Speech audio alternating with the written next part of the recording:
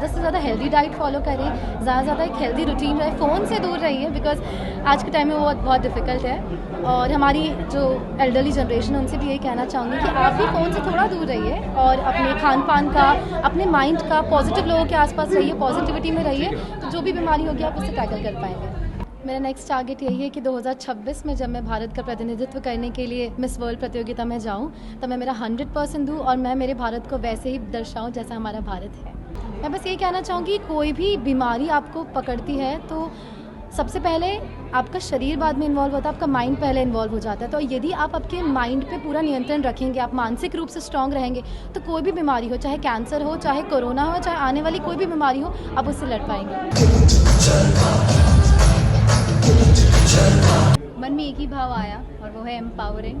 हम beauty pageants को एक ऐसा प्लेटफॉर्म समझते हैं जहाँ पे हर एक नारी अपनी आके अपनी लाइफ की कहानी बताती है जिससे हम कुछ सीखते हैं। आज हम उस ऐसे एक प्लेटफॉर्म में आए जहाँ हम किसी को हमारी कहानी नहीं बता पाए, लेकिन लोगों की कहानी सुन के हम आज बहुत कुछ सीखे हैं। और मेरे पापा डॉक्टर है तो मैं मेरे पापा डॉक्टर है तो फिर मैं मेडिकल थोड़ा बहुत जानती हूँ, थोड़ी दिलचस्पी है, तो मुझे पता है कि prevention is always better than cure. तो आज यहाँ पे आके एक ऐसी हॉस्पिटल जो आपको सिर्फ ट्रीटमेंट नहीं बट आपको केयर दे रही है, आई थिंक उसके लिए मुझे बहुत ज़्यादा अच्छा लग रहा है। और मैं सबसे यही अर्ज करूँगी कि आप अवेयर रहिए और अपनी बॉडी को समझिए और राइट एक्शन राइट टाइम पे लीजिए।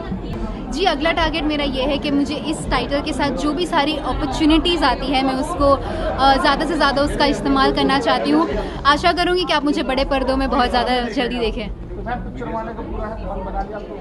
जी, मुझे ऑडियंस के साथ बातें करना, उनके साथ रहना, उनके सामने अपने टैलेंट का प्रदर्शन देना बहुत अच्छा लगता है। तो वो चाहे मेरा एक्टिंग हो या मेरा होस्टिंग हो या डांस हो, बस मैं चाहूँगी कि आप मुझे देख सकें। मैं सभी को ये कहना चाहूँगी कि जब भी आपकी बॉडी में कुछ हो रहा होता है, आपका माइंड आपको हमेशा एक सिग्नल देता है।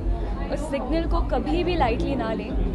थोड़ा सा भी आपको बॉडी में अनयूजुअल लग रहा है, द फर्स्ट थिंग, घर के नुस्खे ना ट्राई करें। पहली चीज़ जो आपको करने की ज़रूरत है वो है एक डॉक्टर को विजिट करके रिपोर्ट्स निकलवाने की ज़रूरत है। Every 6 month every year make sure करें कि आप अपनी बॉडी का रिपोर्ट्स करवा रहे हो। That is the only way to tackle disease like cancer. Early detection is, I feel, जो बहुत ज़रूरी होता है। अगर अर्ली डिटेक्ट हुआ तो क्योरेबल होता है, तो आपको डॉक्टर्स भी हेल्प कर सकते हैं। और अपना मनोबल ना खोएं। मैं सभी को ये कहना चाहूँगी कि हम सभी अपनी लाइफ में कोई ना कोई स्ट्रगल से गुजरते हैं। कभी मेंटली होता है, कभी फिजिकली होता है, कभी थ्रू डिजीज़ होता है। अगर आपके आसपास कोई भी ऐसा व्यक्ति है जो कैंसर का पेशेंट है, उनका मनोबल बढ़ाएं। आई थिंक जीवन जीने का जो असली मतलब है, जो ज़िंदगी का असली मतलब है, वो हमें कैंसर पेशेंट ही सिखा पाते हैं कि नो मैटर लाइफ में कितने भी चैलेंजेस आ जाए, कितने भी उतार चढ़ाव आ जाए, पर आपको होप नहीं खोना है। And life is worth living and it is worth fighting for. आज बड़ा एम्पावरिंग लगा।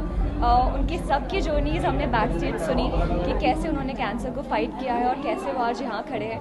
And through the help of all the doctors that are there in Yashoda hospital, उन सभी की मदद से। And a big shout out to Yashoda super speciality hospital for taking care of them and making sure कि उनका मनोबल ना गिरे और मेडिसिन का ख्याल तो वो रख लेते हैं। Thank you so much. पहले तो 1 साल तक रिस्पॉन्सिबिलिटीज़ है काफ़ी सारी मिस इंडिया की, वो पूरा करना चाहूँगी। उसके बाद मैं खुद को एक अभिनेत्री की तरह देखती हूँ। मैं कोशिश करूँगी कि मैं उस चीज़ को, एक्टिंग को, कला को सीखूँ पहले और फिर खुद को उसमें उतारूँ। और मे बी आप मुझे ज़रूर बड़े पर्दे पे जल्दी देखेंगे। क्या बोला उन्होंने? सॉरी।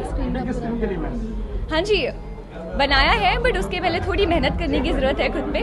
काम करके ही मुझे माँ बाप ने हमेशा एक ही चीज़ सिखाई है कि जो चीज़ चाहिए उसके लिए वर्थ इट बनो, काबिल बनना चाहती हूँ। देखिए, जब पहला अस्पताल बना था तब भी यही मोटिव था कि गाज़ियाबाद की जनता को कुछ इलाज मुहैया कराना, क्योंकि यशोदा देवी जो कि मेरी सासू माँ थी, उनकी कैंसर से मृत्यु हुई थी और उस समय यहाँ पे कुछ भी नहीं था गाज़ियाबाद में। तब भी यही एक प्रयास था कि भाई कुछ तो हम बनाएं जिससे लोगों को इतनी परेशानी ना हो।